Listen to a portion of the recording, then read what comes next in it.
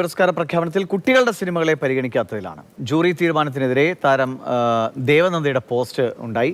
ഒപ്പം തന്നെ കുട്ടികളുടെ കൂടുതൽ സിനിമകൾ ചെയ്യേണ്ടത് അവാർഡ് നിഷേധിച്ചുകൊണ്ടല്ല എന്ന് ദേവനന്ദ പറയുന്നു. അതേസമയം ജൂറി തീരുമാനം മാറ്റില്ല എന്നാണ് മന്ത്രി സജി ചെറിയാൻ ഇന്ന് പ്രതികരിച്ചത്.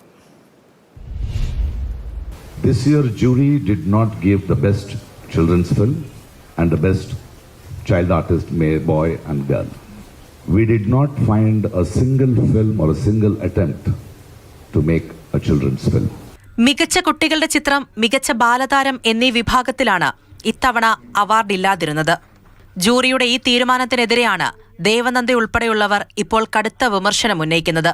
നിങ്ങൾ കുട്ടികൾക്ക് നേരെ കണ്ണടച്ചോളൂ, പക്ഷേ ഇവിടെ മുഴുവൻ ഇരുട്ടാക്കരുത് എന്നും ദേവനന്ദ പോസ്റ്റിൽ പറയുന്നു. ഇത്രയും നല്ല പെർഫോമൻസ് ആണെന്ന് ക്രിട്ടിക്സ് അടക്കം പറഞ്ഞ ഒരു സിനിമയിൽ ഈ പെർഫോമൻസ് എന്തുകൊണ്ട് കണ്ടില്ല എന്നുള്ളത് ഞങ്ങൾക്ക് ഏറ്റവും ഭയങ്കര വിഷമകരമായിട്ടുള്ളൊരു, ഞങ്ങൾക്ക് എല്ലാവർക്കും കുറച്ച് വിഷമമുണ്ടാക്കിയ ഒരു കാര്യമാണ്.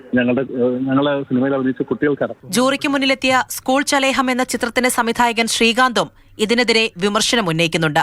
സ്കൂൾ ചലേഹം കുട്ടികളുടെ മാത്രം സിനിമയാണെന്നും ഇതുപോലെ ജൂറിക്ക് മുന്നിലെത്തിയ 5ഓളം ചിത്രങ്ങളിൽ ഒന്നിനെ പോലും പരിഗണിക്കാതിരുന്നതും ഒരു പ്രോത്സാഹന സമ്മാനം പോലും നൽകാതെയിരുന്നതും കുട്ടികളുടെ സിനിമ ചെയ്യാനുള്ള പലരുടെയും ആഗ്രഹത്തെ ഇല്ലാതാക്കുകയാണ് എന്ന് ശ്രീകാന്ത് പറയുന്നു.